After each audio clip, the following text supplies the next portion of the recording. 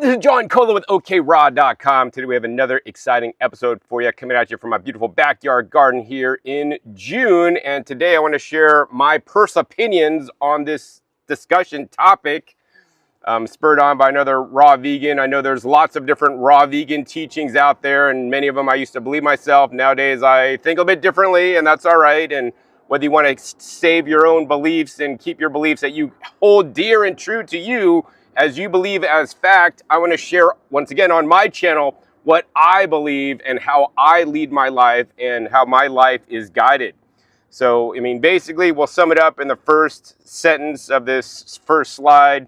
The common misconception that some raw vegans have is that raw food, or you could say fruit, is perfectly designed for human nutrition, right? And it has all the nutrients we need. So if we just eat nothing but fruit every single day, and we eat our fruit raw, we're going to get all the nutrients that we're supposed to get, because the plants are put here for us because we live a very human-centric, life. Not like other plants, that are all around us are also earthlings because they exist on Earth.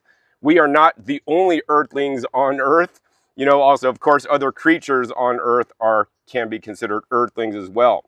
So I want to encourage you guys to think outside the human-centric box for a minute. Anyways, my reality and the reality about plants, and the plants you can see behind me, this is actually my basil right here. This is like a green pepper basil. It's quite rare, cold hardy, lasted through the winter.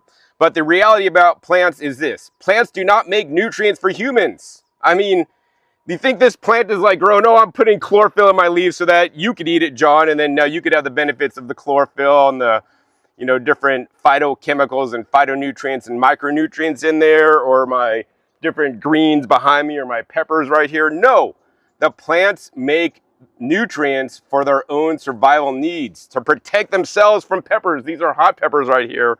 They create capsaicin that will discourage bugs from eating it, because when we eat capsaicin, basically it like blows up our mouth on fire because it's hot and spicy.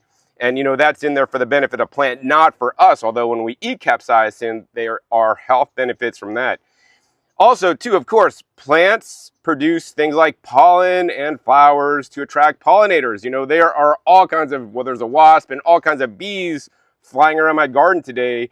They are basically pollinating and doing what they're doing. This way, the plant can procreate and, basically share its pollen, share its genetics with other plants. In addition, of course, plants produce compounds to adapt to environmental stress. For example, my tree collards or my other brassica family plants that I grow in the summertime, right, are a lot more hot and spicy because they have things like the isothiocyanates that are more hot and spicy, and that gives them protection from the heat. Meanwhile, when I'm growing my brassicas in the wintertime, they get more sweet. They get more, like good tasting, well, we would consider good tasting, and that's because they create more sugar and put it into their leaves and stems and stalks so that they do not freeze, right? They don't do it for us so that, oh, John Kohler could have more sugar in his, kale stems. And actually, yes, it's true. My kale can taste as sweet as sugarcane, according to Wendy Fan from Wendyland. Link down below to that video if I remember, where she taste tests my winter-grown kale, and she's like, this is as sweet as sugarcane, right? Once again, plants aren't doing it for us. They're doing it for their survival benefit. So what does this mean for us? That means nature does not tailor nutrients to our biology, right?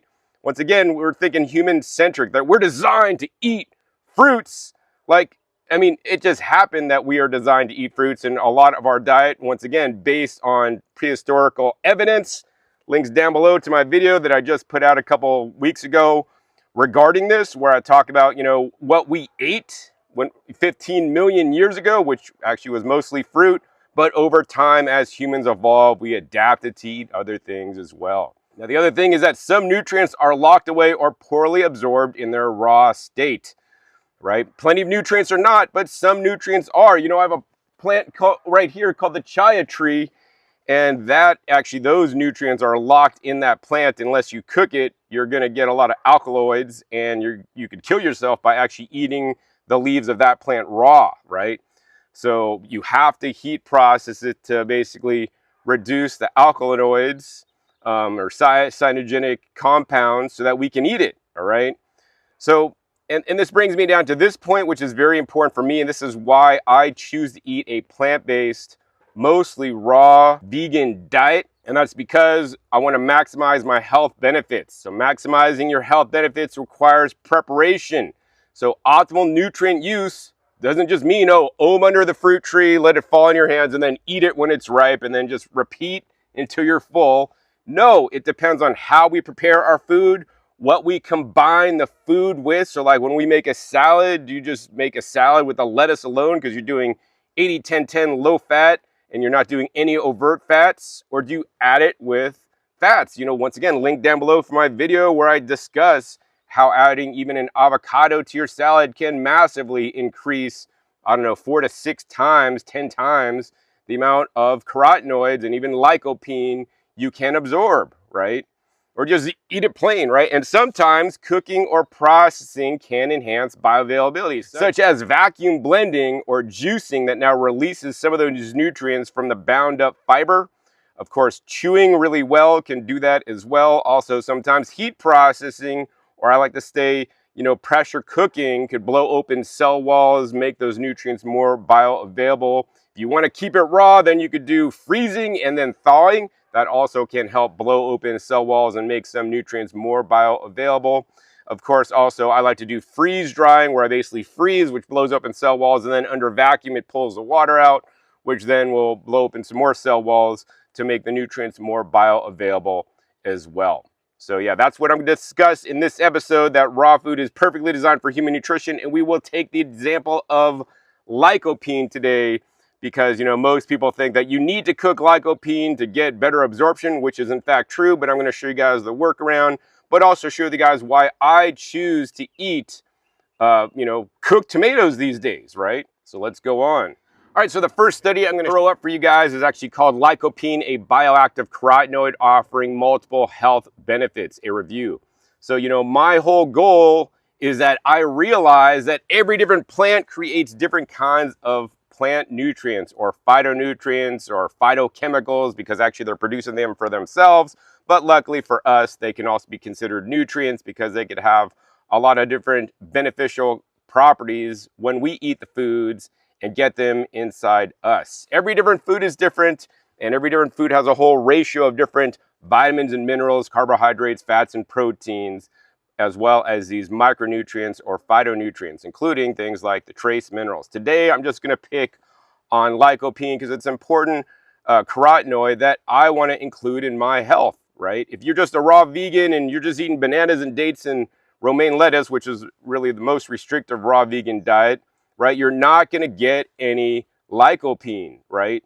And you think, oh, I'm fine because I'm just eating whatever fruits I want. I selectively select the different fruits and vegetables I eat in a day and select and choose so that I can ensure I get certain different bioactive compounds that, in proven published studies, this one came out in 2020. Once again, links down below to all these studies if you want to review them yourselves, have multiple health benefits. Right, so we're going to read off this study, Lycopene, a bioactive carotenoid offering multiple health benefits, a review. Lycopene is a natural red tomato pigment whose presence in the diet is beneficial to human health. It is believed to modify the course of chronic conditions, including neoplastic disease. Clinical research results confirm its protective effects on cardiovascular system. It lowers risk of myocardial infarction, reduces blood pressure, prevents LDL cholesterol oxidation. High blood lycopene concentrations are associated with lower risks of developing prostate, lung, uterine, and breast cancer. Lycopene does not only inhibit proliferation of neoplastic cells, but it also induces the apoptosis and prevents metastasis. These health effects attributed to this compound are mostly derived from its antioxidant properties. It is a strong single oxygen quencher and thwarts lipid oxidation. Experimental and clinical studies have also confirmed lycopene positive effects on the skeletal system and on neurodegenerative diseases, including Alzheimer's and Parkinson's. All right, so once again, to be clear, my dad does have Alzheimer's, so, you know, I want to make sure I eat to give myself the most phytonutrients so that I can avoid some of these situations, which of course this published study is discussing. So based on this study, we learned that lycopene does have multiple health benefits and why I want to get it into my life on a regular and consistent basis. And once again, I don't take a lycopene, like isolated lycopene supplement. I take lycopene in its whole food form with all the other nutrients, whether I eat it raw, whether I cook it in my Instant Pot, or whether I even buy double concentrated organic tomato paste to boost my levels of lycopene. Let's find out why it's so important to me. So why is lycopene so important? Well, it can, if you're a man, it can improve your prostate health. I'll tell you guys honestly that I did go to, a proctologist or one of them people, and he did say my prostate was slightly enlarged. And so that's something that I definitely want to check on. My PSA, of course, is in the normal or very low range, but I want to head any challenges off before they occur, right? I want to eat proactively instead of reactively. I see so many people, they get cancer and then they go on a juice diet and a raw vegan diet, and many of them heal themselves, right? Why wait until you have some kind of health situation to correct your diet?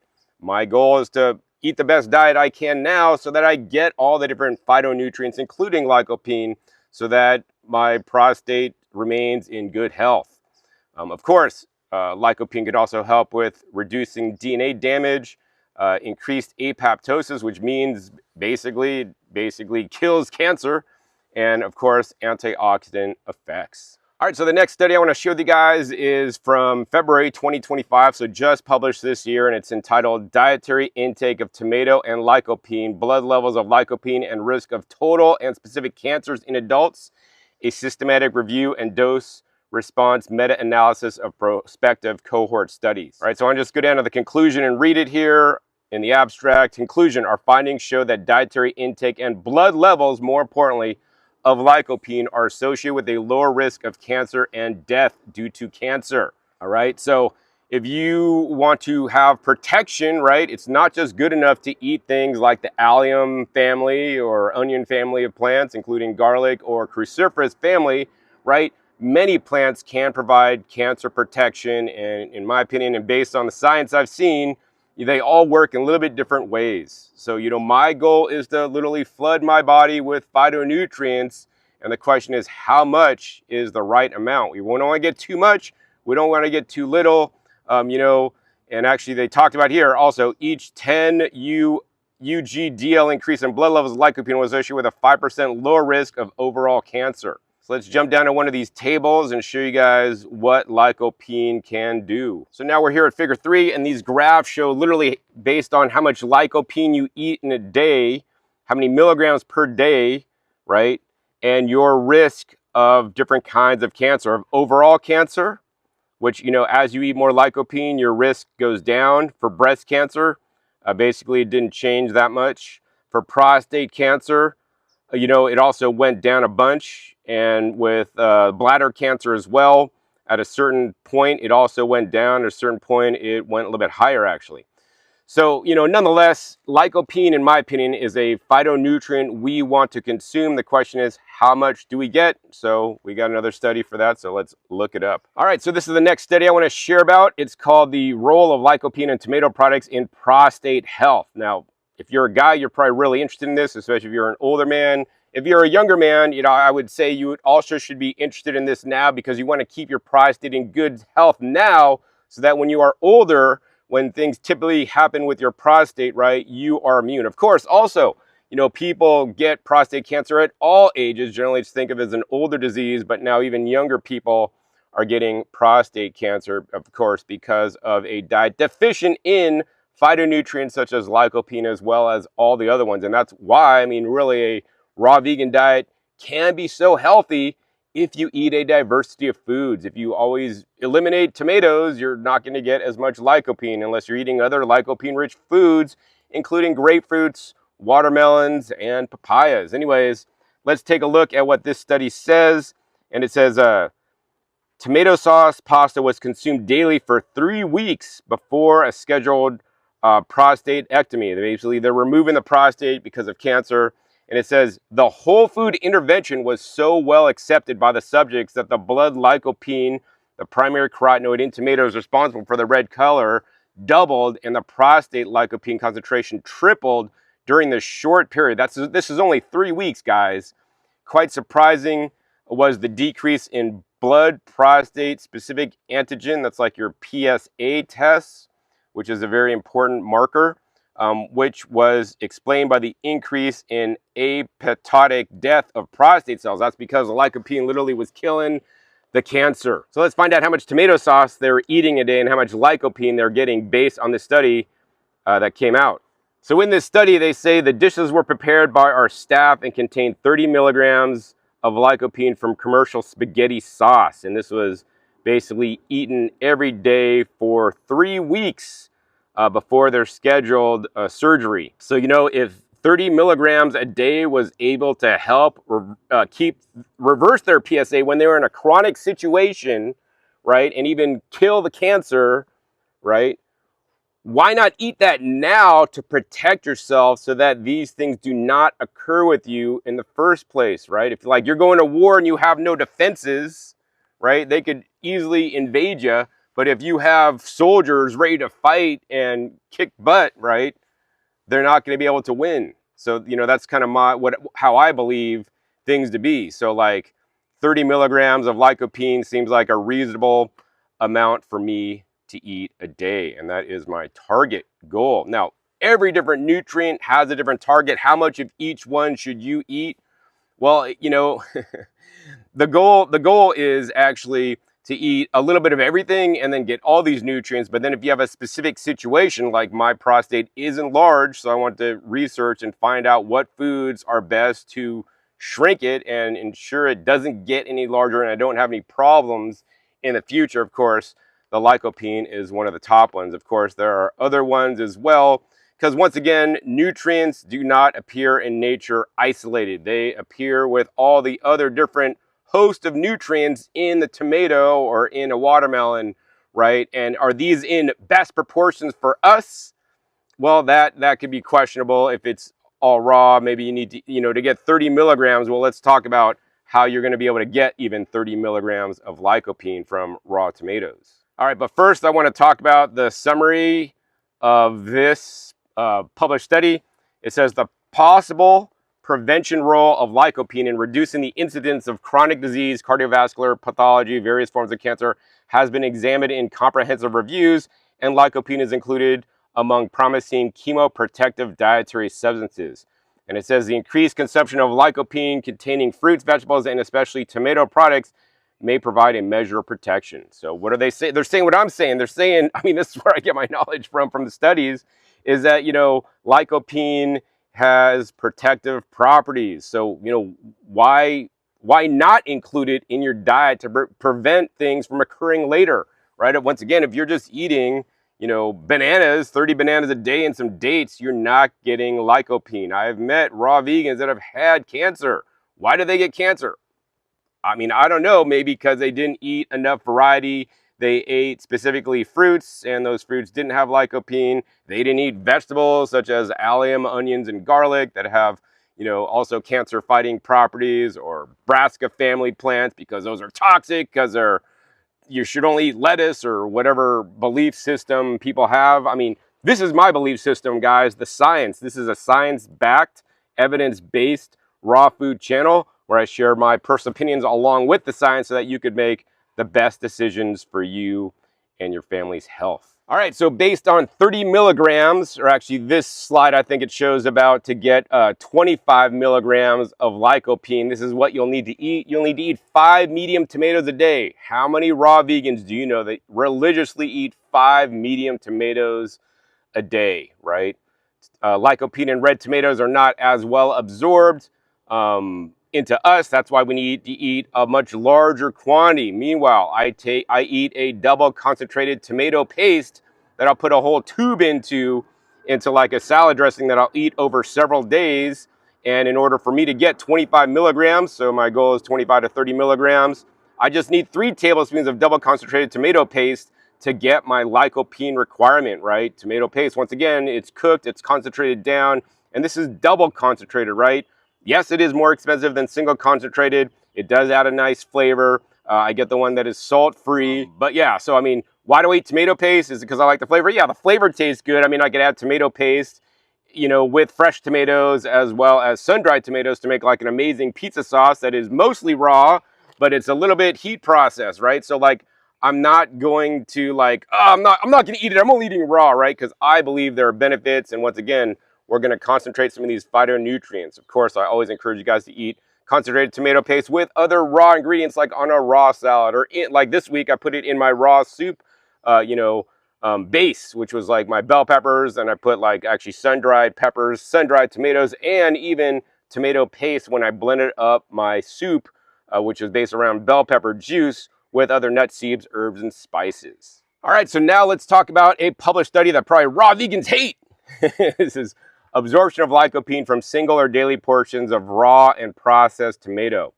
So basically what they did was they fed people like 16.5 milligrams of total lycopene, either in the forms of raw tomatoes or in like heat processed tomatoes, right? And they took their plasma lycopene concentration.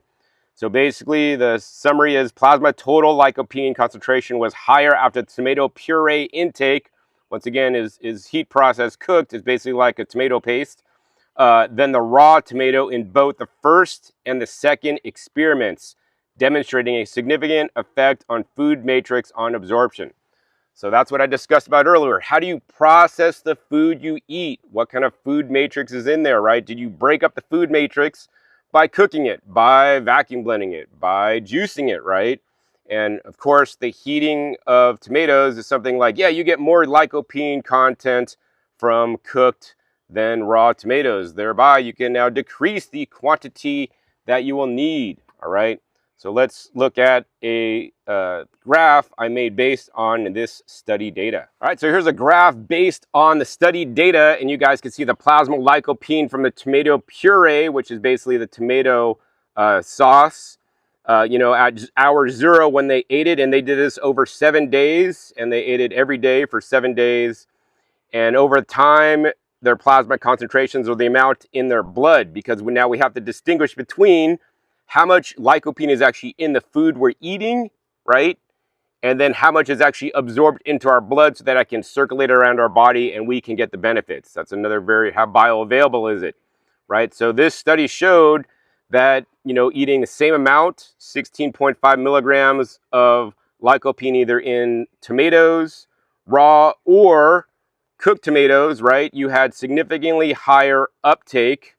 I mean, approximately maybe double the uptake from the cooked tomatoes. And you could say that's actually more efficient to eat tomatoes cooked than raw if you're looking for lycopene content, because you'd have to eat, at least twice as many tomatoes, right, to get the same amount of the cooked tomatoes that actually is a much lesser quantity. And of course, every day our stomachs are so big and we can only fit so many nutrients or so many whole foods in our body to get these nutrients that I feel are essential, although I will remind you that there is no daily, recommended allowance for lycopene consumption. I've made it a recommended allowance for me in my life, and hopefully after watching this video, you will too. That being said, I know a lot of you guys still want to stay on your raw vegan diet and not cook your tomatoes, which I completely respect.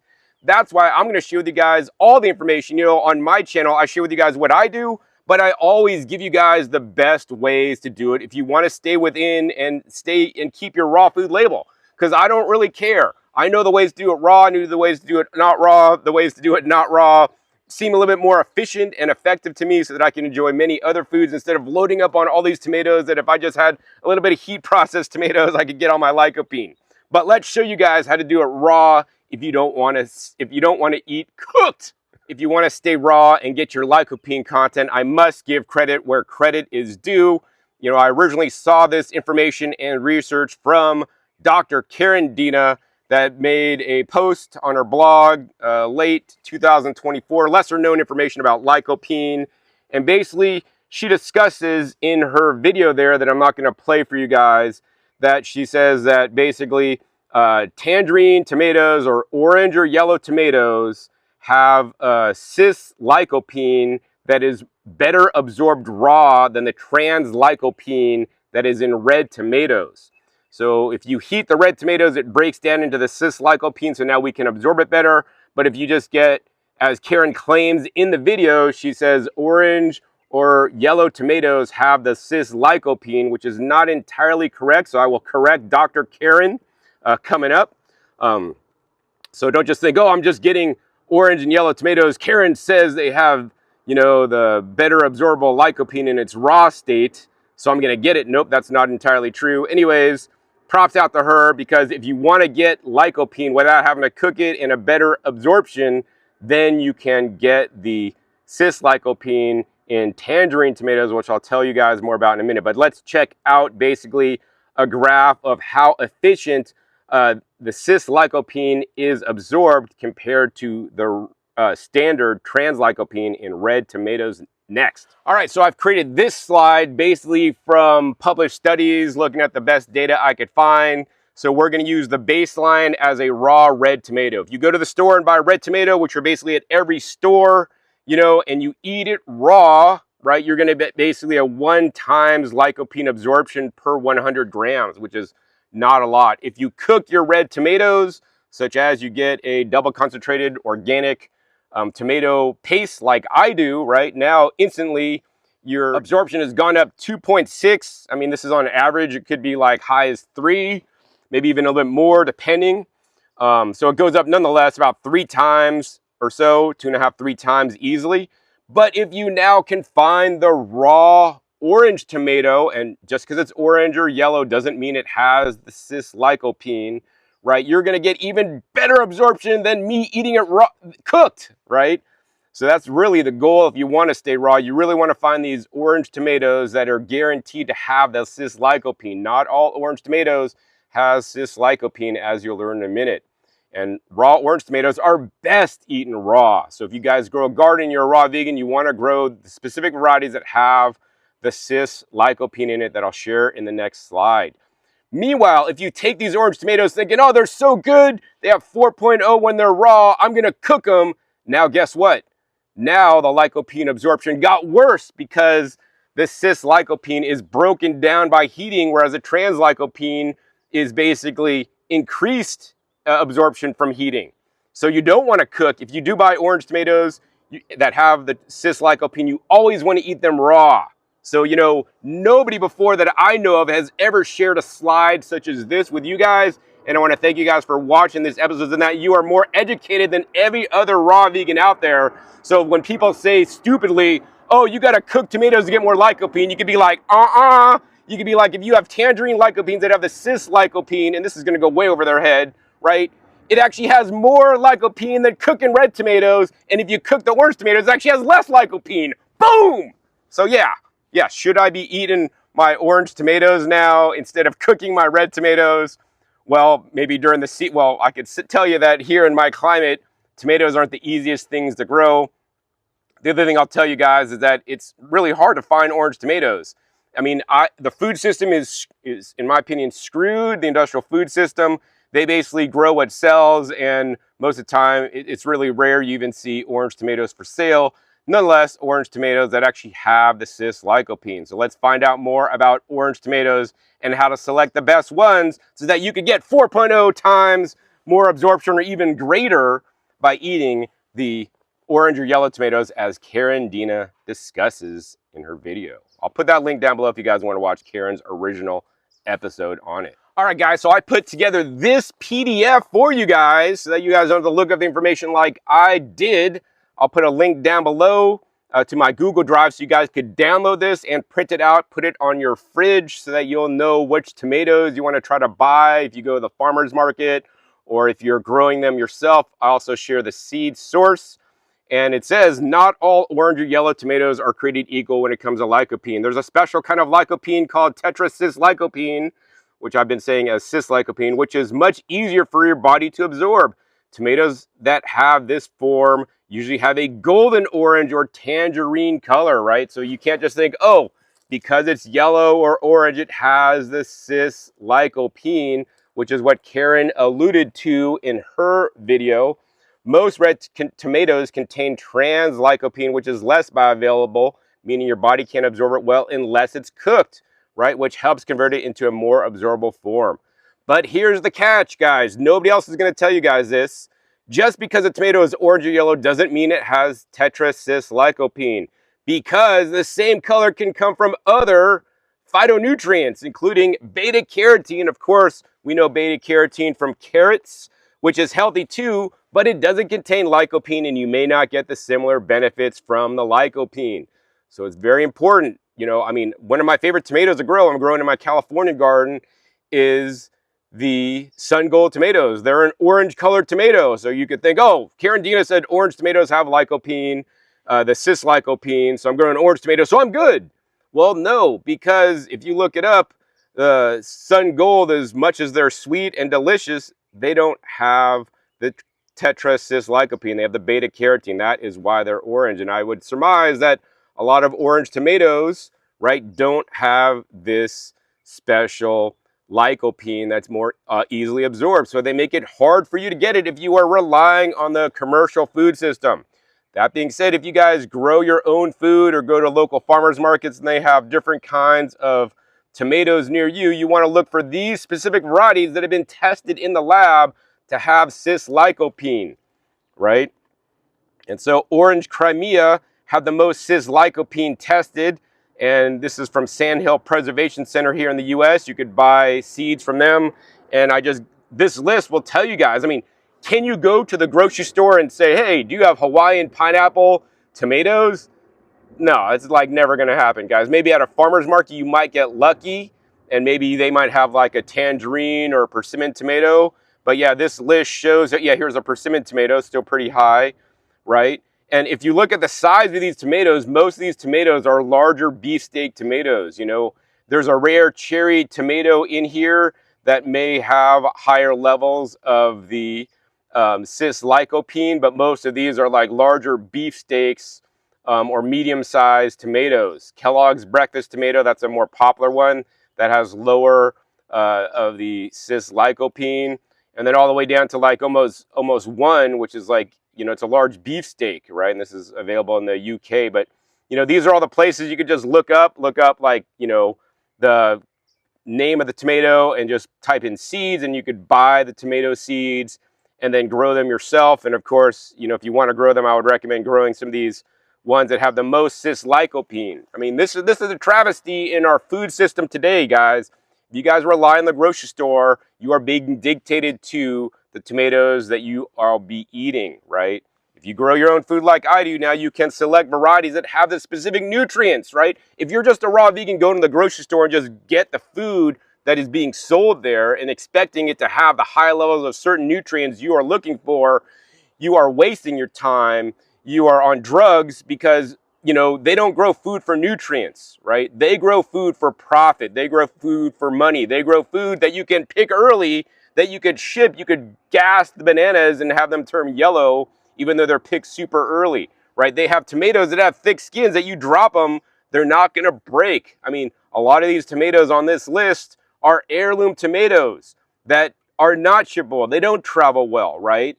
And it's like, these are the little nuances in a raw vegan diet I want you to know about. That's why, to me, it's so important to grow your own food, and not just grow your own food, but select certain varieties of food, right? I have all kinds of unique varieties, like my moringa tree right here, right? It makes anti-cancer compounds that I get into me pretty much most days during the summertime, even if a little bit, because it's on my stoop.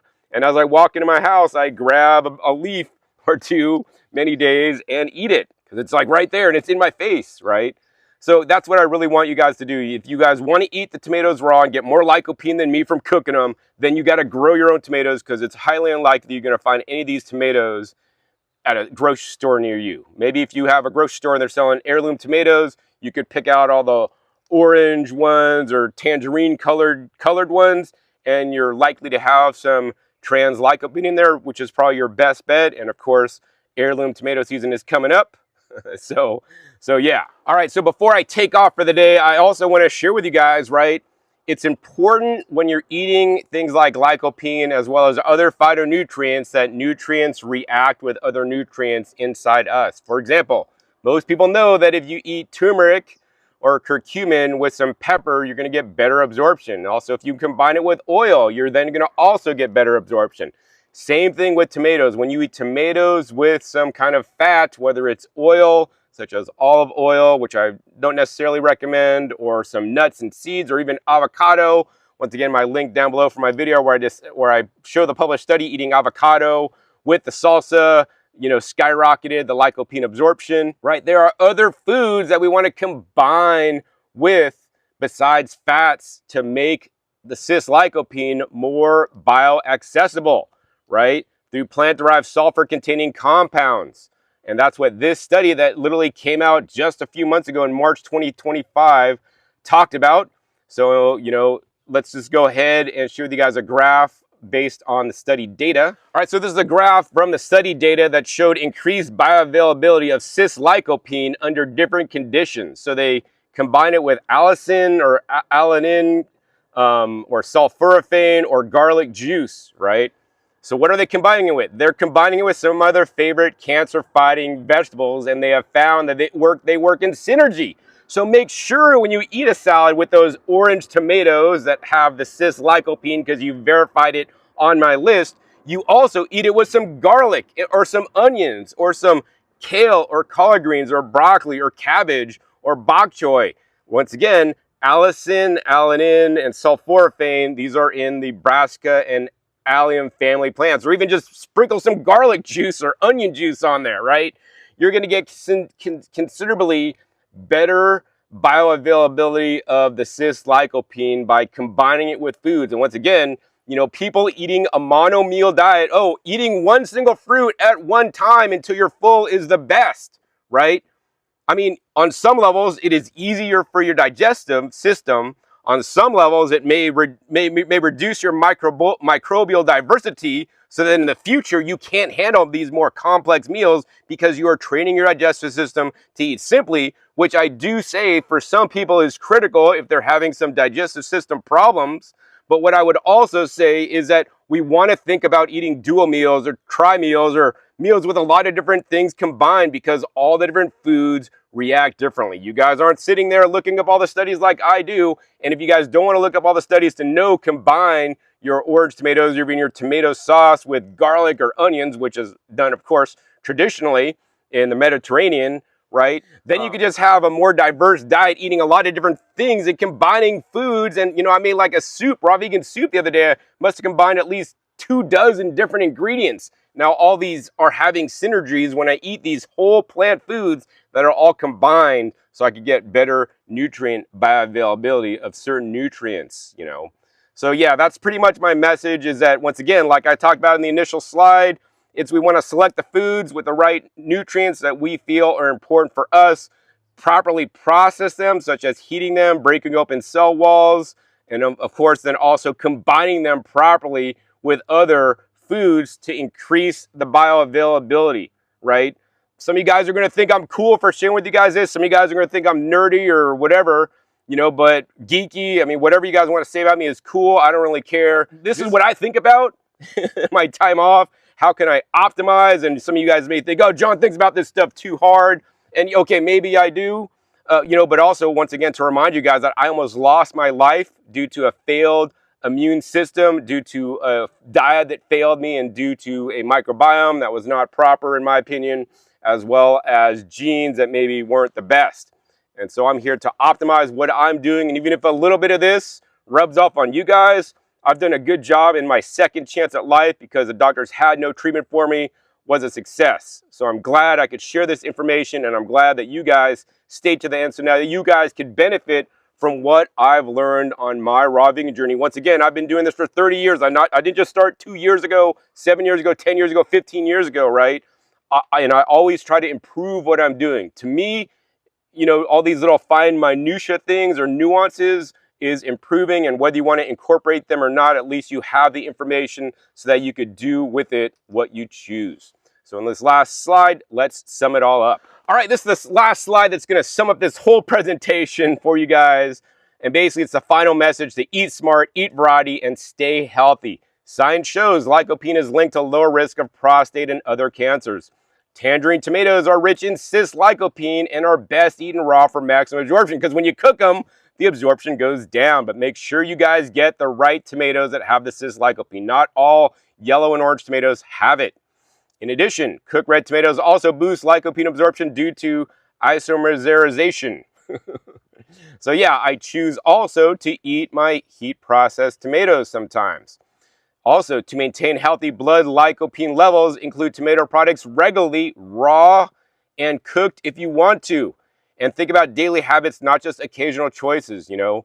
I mean, especially as a man with a prostate that is enlarged, you know, I'm like, okay, how can I get lycopene in every single day? Not just like, oh, I'm eating it today, not eating it tomorrow. We want to keep our blood levels high, especially if you're a cancer survivor of prostate cancer, right? If you just eat sprouts and stuff, you may not be getting enough lycopene. You want to really make sure, I mean, I'd be dosing like some serious double concentrated tomato paste, or grow your own tangerine tomatoes so that you can eat them on a regular basis.